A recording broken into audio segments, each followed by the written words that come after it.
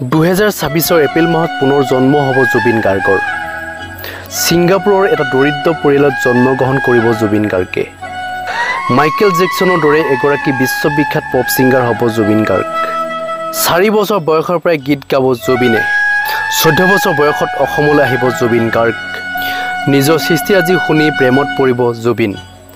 এই ভৱিষ্যতবাণী কৰিছে এগৰাকী ব্ৰহ্মকুমাৰী। কি কৈছে এই তেখেতৰ মন্তব্য আপোনালোকক শুনাই ল'ব বিচাৰিছোঁ।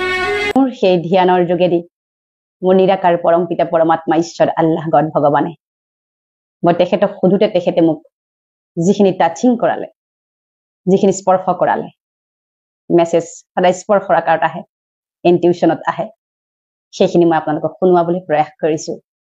জেনেৰেশ্যন বিটাৰ অন্যতম নায়ক হৈ পেলাই জন্ম ল'ব। তেখেত ইংৰাজী চহৰত জন্ম ল'ব। আৰু 100% চান্স আছে ছিংগাপুৰৰ কোনো দৰিদ্ৰ পৰিয়ালত জন্ম ল'ব। ধৰ্ম, শৰীৰৰ ধৰ্ম হ'ব খ্ৰীষ্টিয়ান ফেমিলিত তেখেতৰ জন্ম হ'ব। জন্মৰ তাৰিখটো মোৰ মনলৈ আহিছিল বাবে লিখি ৰাখিছোঁ। পুনৰবাৰ কওঁ, এয়া 100% সঠিক, বেসঠিক মই নাজানো, কিন্তু মোৰ ইনটিউশ্যনত যিখিনি আহিছিল মই লিখি ৰাখিছিলোঁ। 19 এপ্ৰিলৰ পৰা 19 মে'ৰ ভিতৰত 2026 চনত তেখেতৰ জন্ম হ'ব। এজন পৃথিৱী বিখ্যাত পপ ষ্টাৰ হ'ব। মাইকেল জেকছনৰ দৰে এজন অতি খ্যাত ইংৰাজী কলা সংস্কৃতি, ইংৰাজী সংগীতৰ এজন অতি খ্যাতিসম্পন্ন বিশ্ববিখ্যাত পপ ষ্টাৰ হৈ জন্ম হ'ব। তেওঁ জন্মৰ পৰা সংগীত বাদ্যযন্ত্ৰৰ প্ৰতি সাংঘাতিক আকৰ্ষণ থাকিব। 4 বছৰ মানৰ পৰা প্ৰসিদ্ধ হ'বলৈ আৰম্ভ কৰিব আৰু 13 বছৰ বয়সৰ পৰা পৃথিৱীত তেখেতৰ পৃথিৱী বিখ্যাত হৈ পৰিব। 13 বছৰ বয়সৰ পৰা তেখেতৰ যিটো বেণ্ড হ'ব, সেই বেণ্ড ৱৰ্ল্ড মিউজিকেল বেণ্ড হিচাপে জনাজাত হ'ব।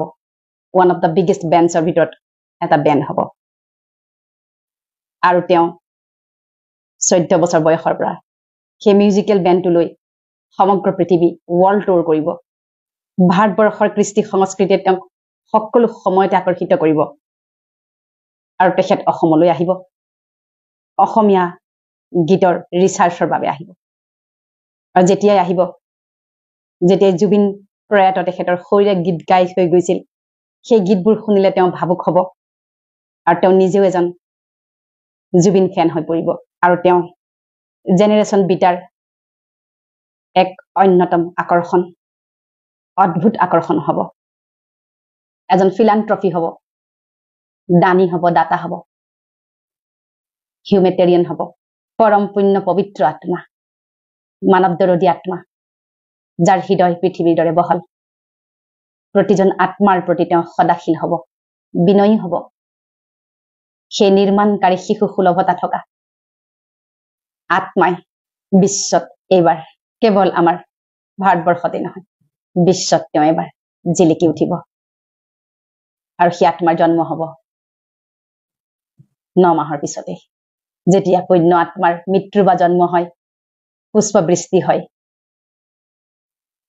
শিলাবৃষ্টিও হয়। তেখেতৰ যিদিনাখন জন্ম হ'ব, পুষ্পবৃষ্টি হ'ব। সামান্য হলেও পুষ্পবৃষ্টি হ'বই। পানীৰ প্ৰতি ভয় থাকিব। যেতিয়া জন্ম হ'ব, পানী ভয় বুলি ডাঙৰ ৰিষ্ট তেখেতৰ কুণ্ডলীত লিখা থাকিব। সাগৰ মহাসাগৰ ভাল পাব, কিন্তু নামিবলৈ ভয় কৰিব। তেওঁ বেছি এয়াৰ ট্ৰেভেল কৰিব, সামুদ্ৰিক ট্ৰেভেল কম কৰিব।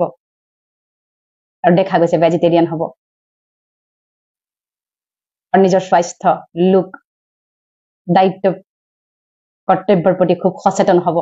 আৰু মানুহে হেৰাই যোৱা এটা চৰিত্ৰ মাইকেল জেকছন, প্ৰায় তেনেকুৱা ধৰণৰে তেখেতক আদৰি ল'ব। আৰু বহুতে ক'ব তেওঁ মাইকেল জেকছনৰে যেন দ্বিতীয় ৰূপ। কেৱল এটা কথা মই স্পষ্ট ৰূপত মেছেজ নাপালো, ড্ৰেছ আৰু এড্ৰেছ মানে শৰীৰ মেল নে ফিমেল হ'ব, আৰু এড্ৰেছ একজেক্টলি ক'ত হ'ব। গতিকে এইখিনি মই টাচিং পাইছিলো। এয়াই সঁচা হওক পুনৰ জন্মগ্ৰহণ কৰক জুবিন গাৰ্গে, আমি তাৰেই কামনা কৰিছোঁ। ধন্যবাদ।